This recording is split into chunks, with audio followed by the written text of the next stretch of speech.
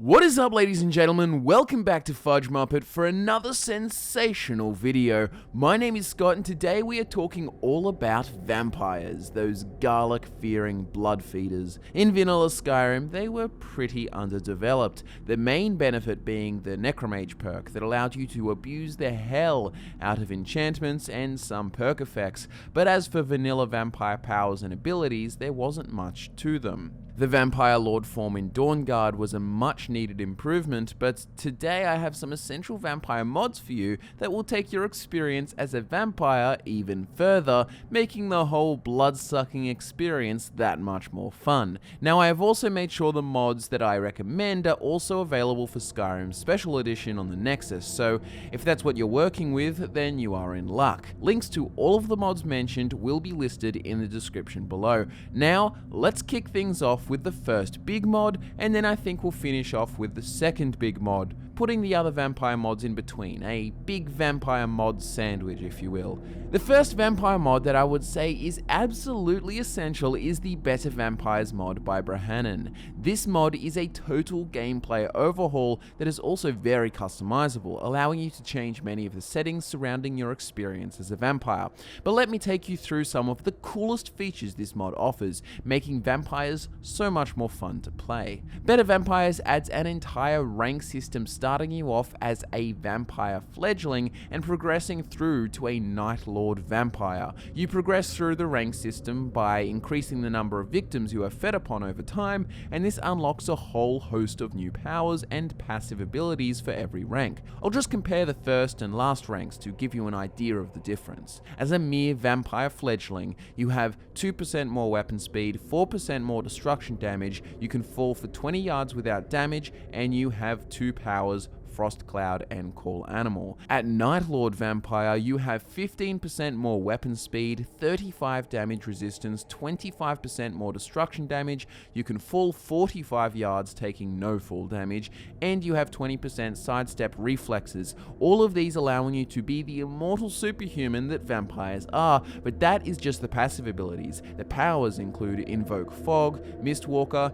Hemalurgic Spike, Blink Attack, Frost Cloud, Call Animal, Ice Flesh, Unholy Grasp, Sanguinem Redare, Sun Resilience, Amaranth, and Flames of Cold Harbor. Now all of that, all those abilities, passives, and powers just scratch the surface of this mod. The entire rank system is just one part, but you can see how already this changes the way you play, adding incentive to feeding, incentive to get stronger, and work towards becoming a Night Lord vampire. Of course, there are the stages of weakest to strongest depending on how starved you are, and I should also let you know that there is actually an option to reverse the progression, meaning that when you have recently fed, you are the strongest, and when you haven't in a long while or are starved, you are the weakest. That's up to you, but considering the lore of vampires in Elder Scrolls and how some of the other mods work, I prefer to keep it as is. Now this also comes with adjustments, new abilities, and powers, but I could talk forever about this. However, I just wanted to note a cool illusion spell that you can use called Mortal Mask that makes you appear as a normal mortal for a period of time, which is a nice little add, especially once you're stage 4 and people attack you on sight, which by the way has been added back in, but can be turned off with the settings. The cool thing about this mod is that it really polarizes the vampire's strengths and weaknesses. As a stage 4 vampire, you will have access to many powerful abilities and stat boosts, but the sun really fucks you up. It makes you feel as though if you really are a vampire and you have to play accordingly. Cool thing about the sun though is now it isn't as simple as being outdoors during the day makes you suffer. If you have refuge in the shade or it's a particularly overcast day, you will escape the negatives of the sun, which is neat. This mod also allows you cool little things like being able to sneak up behind unsuspecting victims and bite them like a sneak attack, drawing blood. You can stagger opponents in combat, activate, and then feed from them mid-combat to regain some health. You can even feed from freshly killed corpses. It's a pretty awesome mod that covers so much, so many things that I've probably missed, but it's just simply an essential, awesome vampire mod that completely overhauls the entire vampire experience, and in combination with the other mods I'm about to take you through, by the gods, are you gonna have some fun. Next, we have another mod by Brahanan called Better Vampire NPCs. Now, this one does not affect the player character, but instead changes the vampires of the world. Instead of every single vampire being in some vampire armor or vampire robes, they now come in various armors and different classes, some more warrior-based, some magic-based. They use abilities like a Night Cloak of Bats, or the Blink ability from the Better Vampires mod, and they will spawn according to your level, making vampires far more challenging. Abilities also scale with their levels. In addition, there is a new weapon type called Bloodglass, which can be crafted by collecting blood gems from vampires, which is another neat addition, but for me, I feel the coolest part of this mod is the vampire dynamics it helps create. It opens up a whole world of interesting role-playing capabilities. If you're playing a new vampire who is learning the hidden world of vampirism, and with the Better Vampires mods is leveling up and progressing to a more powerful vampire, it's fun to fight other vampire covens or vampires coveting your success in a deadly game of who can become the most powerful vampire in all of Skyrim. With Better Vampires and Better Vampire NPCs together, you can totally immerse yourself in a world of vampires, making them so much more fun to play. Now, the other smaller vampire mod is called Fangs and Eyes, a vampire appearance mod by IPEX8. If you were like me, I was both really hyped, yet slightly disappointed about the vampire changes in Dawnguard. The bat-like faces and glowing eyes were so freaking cool for ancient Volkihar vampires or hidden Night Lords in dungeons, but for characters like Sibyl Stentor or other vampires living amongst civilization, it just made it so glaringly obvious that it kind of broke my immersion. Like, they're obviously vampires, NPCs should be able to tell. Sibyl used to be speculated about by other NPCs, and it was subtle. She had red eyes, but not some bat face and glowing bright eyes saying, "I am a vampire." And to me, that was great. So basically what this mod does is give you some variation of eyes amongst the NPCs of Skyrim, even for yourself. Some have subtle red eyes or blue eyes, and the highest level of vampires with white eyes. Some glowing, some not. I guess this mod is nowhere near as essential as the other three, but if you're pedantic like me and you aren't a fan of every single vampire having bright glowing eyes declaring to everyone that they are in fact a vampire, then this mod is definitely for you. So we got the bottom bread, the filling, and now that fat fucking slice of bread on top, making one vampire mod sandwich that's extra tasty. This is Sacrosanct, Vampires of Skyrim by NICION. Oh, where to start with this lovely mod? It's just so freaking huge. You're simply gonna have to try it out for yourself. It overhauls vampires with all kinds of new abilities and stage effects, but most of all, it reinvigorates the vampire lord form, adding heaps of new perks to the perk tree, making it truly awesome. It adds an entire new dynamic to the stages of vampirism. Listen to this. Each day without feeding increases your hunger while your primal side takes over, gradually replacing your social powers and abilities with offensive ones, but weakening you in many other ways. You may find yourself unable to feed without killing your victim, or unable to heal. At stage 4, your vampirism will be so obvious that onlookers will immediately attack you. One of my favorite things about this vampire overhaul is the new unique racial abilities that affect vampirism. So an Argonian vampire will have a unique bonus compared to a Khajiit. Here's what they are. Altmer have Wine and Revelry. Feeding temporarily increases maximum magicka. Argonians have Jeweled Scales, which means swimming temporarily removes weakness to sunlight. Bosma have Bitter Sap. Ingredients are much stronger, but are inverted. Bretons have Dolmen Haunt. Magicka and stamina are increased when near a standing stone. Dunmer have Tainted Bloodline, which means feeding steals the victim's racial vampire ability, which means that Dunmer can have any of these other vampire abilities that I'm listing off. Imperial has Cult of Shadows, which means Shrine Blessings grant magicka and stamina, but are inverted. Khajiit have Misfortune, which means nearby enemies randomly trip over on their feet. Nords have From Ancient Soul. Once per battle, they can activate a corpse to reanimate it. Orcs have Lavish Brutality. Feeding temporarily increases their maximum stamina. And Red Guards have Ruler of Locusts. Once per battle, activate an enemy to send poisonous insects.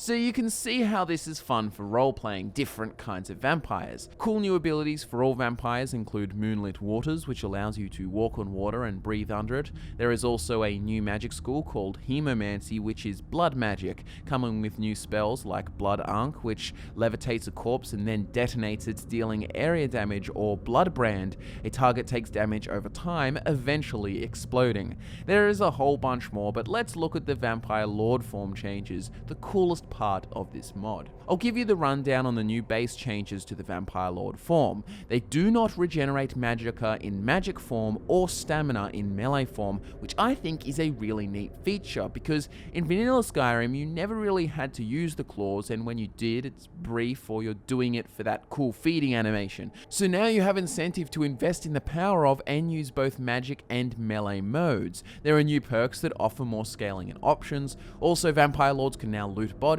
use objects, and gain destruction experience. This in particular is nice, even though it's just a convenient change.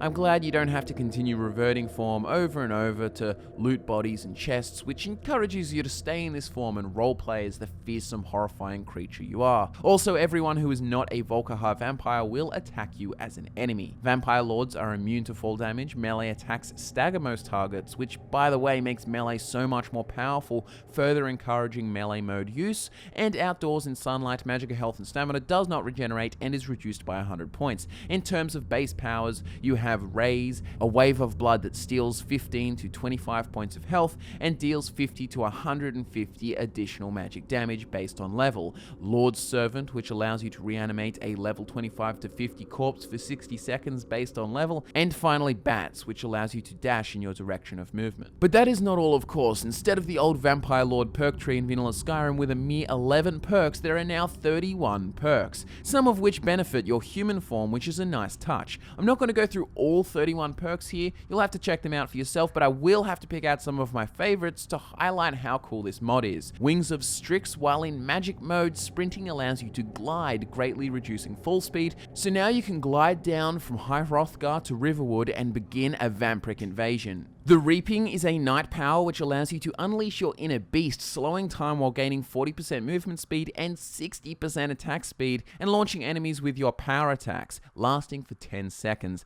Perfect for that blood-frenzied vampire feeling when awoken from your ancient slumber. Slasher causes your melee attacks to deal 50% more damage and hit all targets in front of you, allowing you to cleave through multiple enemies trying to stop your feast. There is Lord of Destruction, which augments the raise spell in your right hand to deal 0.5% more damage per level of destruction. Bloodstorm permanently upgrades the raise spell in your right hand to Bloodstorm. Concentrate to cast a barrage of exploding blood spheres that absorb 25 points of health and deal 150 points of magic damage. LeMay's Pyre is a Hemomancy power. It causes a 50-foot hurricane of flames that enwraps the caster for 10 seconds. Enemies take 75 fire damage per second, can be used once but then becomes unavailable until you feed on a sleeping victim. In just reading off a few of those, you can see how awesome this mod is for Vampire Lords. This mod, combined with a better Vampires mod in particular, creates an immensely cool vampire experience for both human and Vampire Lord forms. It's just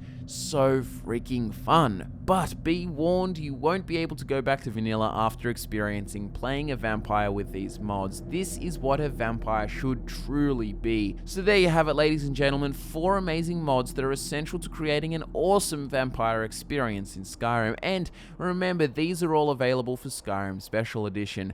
There were some cool player homes and armors and such, but I left them out of this video because A, they aren't that essential, and B, I wanted to make sure everyone could find use from this video. Anyways, thank you so much for watching. I hope this helped. Let us know what kind of mod videos like this you would like to see. Some people in our last Essential Mod video were asking for a dedicated video for each mod, so it did give me the idea of taking some of these cool mods, especially the ones that change the perks and standing stones and such, to do a video going over all the new perks or abilities and determining their usefulness, kind of like our Worth It videos for the vanilla Skyrim perk trees, but for modded perk trees and mod abilities and stuff like that. Let me know what you guys think. We listen down in the comments, so have your say. Thank you all again so much for your continued support, making this community so great. Thanks for watching. My name is Scott, and I will see you next time.